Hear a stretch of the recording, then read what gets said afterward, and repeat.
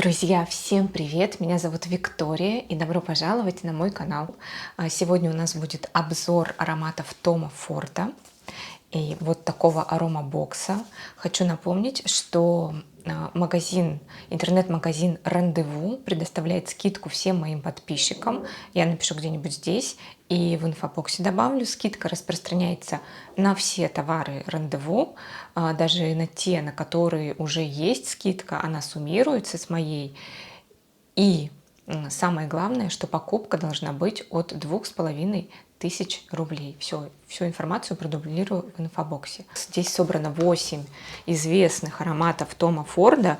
И сразу хочу сказать, что я, в принципе, всегда относилась хорошо к ароматам Тома Форда. Они мне только казались очень громкими, очень шлейфовыми, слишком стойкими. То есть иногда хотелось немножко снизить их звучание, да, ну, в смысле громкость звучания.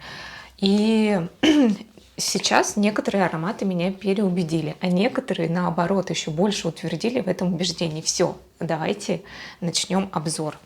И у меня есть ноутбук, я иногда буду подглядывать пирамиду, чтобы точнее описать свои впечатления. Первый аромат, о котором мы поговорим, это широко известный табако-ваниль от Тома Форда. Я этот аромат люблю, я уже рассказывала о нем, но у меня его нет в коллекции, потому что у меня с ним связаны воспоминания, такой якорь, да, который, я знаю, что я этот аромат не буду носить, скорее всего, он будет у меня просто где-то стоять. Но у меня регулярно появляются либо от Леванты этого аромата, вот как в этом случае, да, либо какие-то не миниатюры, от Леванты. От Леванты пробники регулярно, они мне попадаются. Известный аромат. Так, что здесь у нас? У нас здесь очень вкусный табак, очень вкусный. Вот он, знаете, он сразу ароматизированный. Здесь дерево, здесь дуб, здесь пряности. И вот этот дуб, да, вот это дерево, оно просто все уже пропитано пряностями. Я говорила, у меня ассоциация с комодом моей бабушки. Он дубовый, такой настоящий. И там хранились сухофрукты, корица, гвоздика, то есть пряности всякие разные. Возможно, да, я точно не помню, но вот почему-то привкус табака тоже меня туда отсылает. То есть прям вот полная ассоциация с этим комодом. И комод, так как он уже такой был в возрасте, этот комод, он прямо пропитался всеми этими ароматами. И, конечно, да, тут очень хорошо чувствуются сухофрукты, изюм, чернослив, курага. Я не знаю, что именно, но просто такой фруктовый аромат. Я люблю этот аромат. И вот на жару, наверное, он бы не подошел. А на холодное время года вообще идеально. Зимним вечером или осенним, или ранней весной. Аромат потрясающий, но он очень шлейфовый, друзья, очень громкий, с ним надо быть осторожным. Я один раз в Эрмитаже в небольшой комнате была экспозиция, я туда зашла, и там стояла женщина. И вся комната пропиталась этим ароматом. И я обожаю, да, этот парфюм. Если у кого-то непереносимость, есть люди, которые вообще не переносят парфюмы, да, такие есть. Я думаю, что это не очень по отношению к ним будет, да, то есть как-то надо думать об окружающих, я считаю, поэтому такой аромат все-таки либо на открытом пространстве, на больших каких-то площадях, на прогулках, площадях, прям представила, на Дворцовой площади. В общем, нужен размах этому аромату, он в маленьких пространствах не очень будет для окружающих. Так, и следующий аромат, вот из той же серии, это Tom Ford Black Orchid. Мне у Тома Форда нравится Velvet Orchid, и мне очень-очень понравилось Black Orchid. Мы с моей невесткой, с Ульяшкой, пробовали его, и она сказала, что она бы этот аромат видела именно на мужчине. а мужчина такой уже а, взрослый мужчина, не молодой парень. И там какая-то одежда, которая вечерняя, да, там смокинг или костюм, вот что-то такое. У меня нет, у меня такой вот привязки нет к такому образу. Я все-таки этот аромат вижу и на женщине, я его даже вижу на себе, мне очень он понравился. Я нанесла его на себя вечером, походила чуть-чуть, потом, то есть это было уже после душа, я нанесла, там, не знаю, час ходила, читала книжку, потом уснула, и периодически я переворачивалась, и даже вот сквозь сон я слышала этот аромат от себя. Мне он очень нравится. И здесь, понятное дело, здесь есть орхидея, здесь есть такая же медовость, тягучесть в аромате, как и в Velvet Orchid, но здесь есть горчинка. Горчинка. Сейчас мы с вами посмотрим, что же придает аромату вот эту горчинку. Орхидея. О, здесь есть трюфель, есть мексиканский шоколад, есть пачули. Пачули. Здесь очень большая пирамида, друзья. Вот здесь, кстати, есть иланг-иланг, но я его не чувствую отдельно. Спасибо создателям за это, потому что я его не очень люблю. Люблю только, когда он обрамлен сладостью. Вот здесь, кстати, да, аромат в целом, я бы сказала, что сладкий. Здесь специи, фруктовые ноты, жасмин, лотос, ладан. Кстати, вот ладан. Но он тоже здесь в такой микродозе, в капельке, что вполне себе... Да, да. Я не люблю ладан, а вот здесь он мне нравится. Ну, его вот тоже не вычленить. Вообще аромат округлый, цельный, тягучий.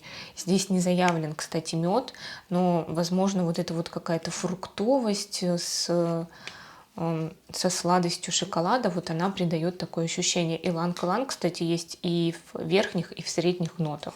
Представляете? Ваниль, кстати, чувствуется. Но вот в целом, я говорю, для меня вот здесь прям нет одной ванили, какая-то медовость, тягучесть, орхидея, цветы. И правда вот такая черная орхидея. Очень красивый аромат. Я все равно думаю про него. Но он однозначно не на лето. Не на лето. Я вот... Хотя такой темной южной ночью. Да, наверное, все-таки это вот для меня чисто однозначно абсолютно вечерний аромат, но на любой сезон он будет уместен. Вот сейчас у нас тут уже тепло, и сейчас в нем больше я слышу фруктовость. Да, классно. Цитрусы чувствую сейчас больше. И там на задний фон уходит вот ладан, уходит орхидея, уходят там специи. Отлично, да, я считаю, что вечерний аромат, шикарный вечерний аромат. Для меня он, как и для женщины, так и для мужчины. Я вижу себя, скорее всего, я бы надела что-то строгое, элегантное, вечернее с этим ароматом. Дальше Tom Ford Fucking Fabulous. Кстати, когда я этот аромат тестировала в магазине, я вообще не поняла его абсолютно. Я нанесла на блотер и ушла. И думаю, господи, ну что вообще непонятно. А вот когда я на себе стала его носить, я поняла, в чем его фишка. Он, с одной стороны, свежий, да, тут лаванда, прям однозначно она чувствуется, но здесь сладкая лаванда, такая ванильная и в специях. И там где-то в базе уже чувствуется кожа. Очень много кожи. Но вот в верхних нотах даже есть какая-то... Я сначала подумала, что это мята, но это не мята, это шалфей. Прямо чувствуется вот эта вот свежесть. Свежесть лаванды, в то же время сладкая, специевая и с кожей. Кожа становится громче к базе. Естественно. И вот, кстати, этот аромат я вижу... Ну, конечно, все зависит от образа жизни, но я его представляю и днем. Я его представляю даже вот сейчас летом, потому что как-то громче вот звучит лаванда летом. И в офис, конечно, ну, не знаю, он довольно громкий, возможно, в микродозах, но я себе его представляю.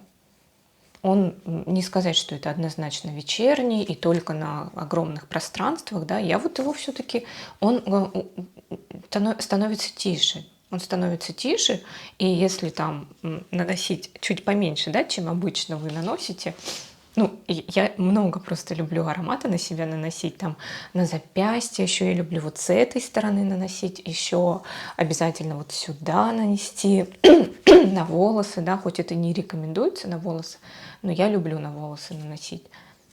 Поэтому я люблю дымки для волос. Ну, вот, в общем, поменьше надо просто, да, поменьше. Но в целом я его представляю целый день. Куда угодно. Так, и следующий аромат – это Lost Cherry. Lost Cherry. Вот если говорить о первом впечатлении, то это вишня. Это косточка вишневая. И вишня, скорее всего, она уже в каком-то сиропе. То есть это не прям вот та, которая свежая, а это в каком-то уже сиропе вишня. Какая-то в нем даже есть такая ликерность.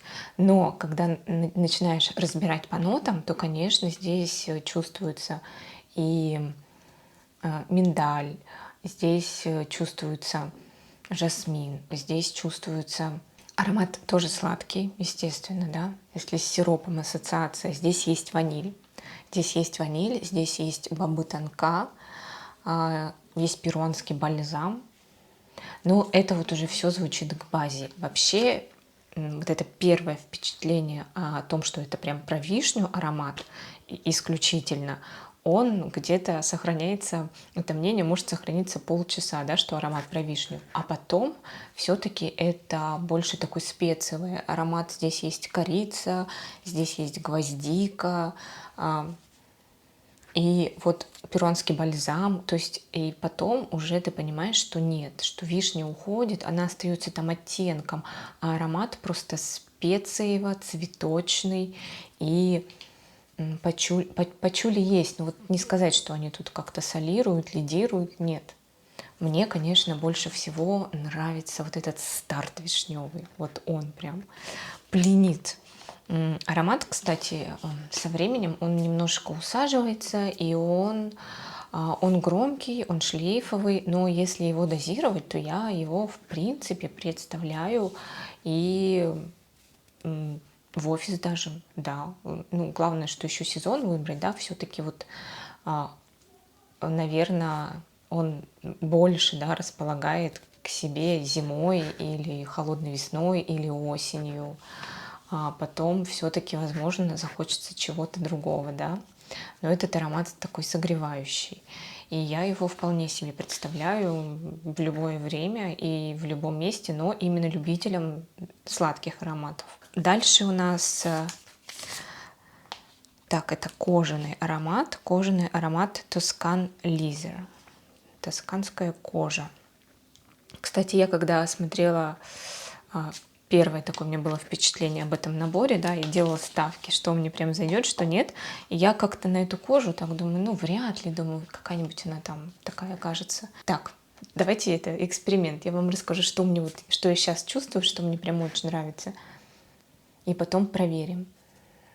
У меня есть ощущение, вот здесь кожа прям сразу чувствуется, сразу же она ощущается, но есть горчинка, такая, как будто бы, не знаю, полынь, какая-то травная горчинка и цитрусы. То есть это такая свежая кожа, и я прям не знаю, каким именно образом, но вот как будто повторяется вот этот аромат, который в Италии, да, когда вы выходите, там какие-нибудь цитрусовые поля, там растут апельсиновый цвет, и вы находитесь в салоне, в машине, да, он такой обитый кожей, кожаный салон, господи, обитый кожей, кожаный салон, и это все перемешивается, цитрусы, это кожа, и какие-то травы там цветут, вот такая ассоциация именно с итальянским воздухом ароматным, где-то в полях.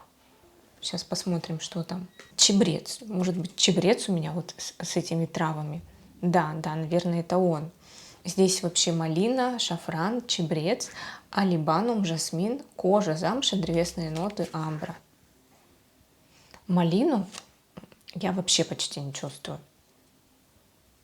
Да, наверное, какая-то фруктовость. Вот я очень хорошо чувствую чебрец, шафран оттенком. Это не тот шафран, что мы чувствуем в баккара руж, да, например, который, правда, имеет оттенок йода, бинтов. Здесь нет. Здесь шафран очень-очень так капелькой добавлен. Жасмин. В общем, кожа. Вот кожу я хорошо чувствую. Кожу, чебрец получается, да, это травность. И в целом мне нравится. Это такая кожа, она прям такая свежая. Этот аромат, вот сейчас у нас уже жарко, и этот аромат, он, практически для меня освежающий за счет горчинки чебреца и за счет кожи. Он мне не кажется тяжелым. Вообще, конечно, я считаю, что он как и для мужчин, так и для женщин, но мне кажется, для мужчин этот аромат вообще супер, супер. Так, дальше у нас white patchouli, белый пачули. И, аромат и правда про пачули. Вот здесь такой вид пачули, он вроде бы это и не подвальный, и не сказать, что это какие-то шоколадные пачули. Эти пачули мне чем-то напоминают пачули в Мадемуазель Коко. Еще, наверное, потому что здесь тоже есть цитрусы в верхних нотах, есть бергамот. Здесь есть пион, здесь есть белые цветы в верхних нотах. Потом амбретта, роза, жасмин, пачули, древесные ноты и ладан. Вот этот аромат я вижу исключительно на холодное время года. Я его вот сейчас, меня прям не тянет к нему, мне прям не хочется. Хотя вроде бы в нем и есть вот эта свежесть, да, пиона, бергамота. Но мне прям вот совсем никак. Я его больше вижу со свитером. Прям вижу почему-то с таким пушистым свитером, теплым, уютным. Здесь нет особой сладости. Здесь даже в базе нет ни ванили, ничего такого сладкого. Кориандр. Вот кориандр чувствую. Может, вот, наверное, кориандр мне кажется каким-то очень тяжелым, и я его не представляю сейчас летом. В общем, я вижу этот аромат в холодное время года. Я вижу его именно с теплой одеждой.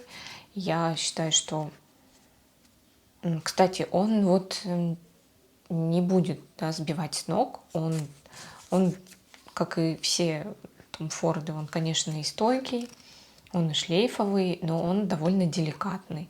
Если вам, в принципе, нравятся пачулевые ароматы, да, вы их фанат, то я думаю, что вам понравится, и его можно носить вот куда угодно. Хоть в офис, хоть куда. Дальше у нас Bitter Peach. И здесь история немножко похожая с Lost Cherry. То есть с первых нот это прям персик. Но это не, вот опять же, не свежайший персик, а здесь персик, который уже такой тоже в сиропе, сладкий такой. Не варенье, а вот именно, да, в сиропе, скорее всего, такой персик. Но со временем аромат становится более специевый, более алкогольный. Здесь есть и ром, здесь есть и ликер, и удивительно, у меня, кстати, холодная сухая кожа, на мне аромат в какой-то момент запудрился. На моей невестке, на ней аромат, у нее горячая кожа, и на ней совершенно другое звучание. И никакой пудры там в помине нет. А на мне вот он возьми, да и запудрись. И он сначала стартует таким прям персиком ярким, потом на мне вот он немножко запудривается и становится уже таким более алкогольным, более специевым. Но все равно вот эта вот кислинка персика, она остается. И, кстати, красный апельсин, он придает аромату свежести.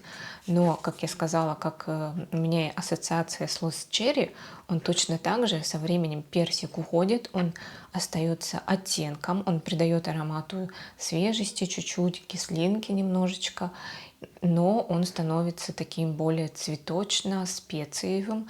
И пачуль здесь есть, кстати, пачуль здесь чувствуется. То есть аромат становится более пачулиевым. Аромат, хотя он тоже шлейфовый, довольно громкий и стойкий, но вот как-то он усаживается, да, он не будет сбивать с ног, и все-таки его я вот тоже вижу вообще в любое время года, ну, при условии, что вы любите сладкие ароматы, и в любое место. И у нас остался последний аромат Oud Wood. Тут, в принципе, без сюрпризов. Как названо, так и получилось. Древесность, удовость, такая горькая, слегка аптечная удовость.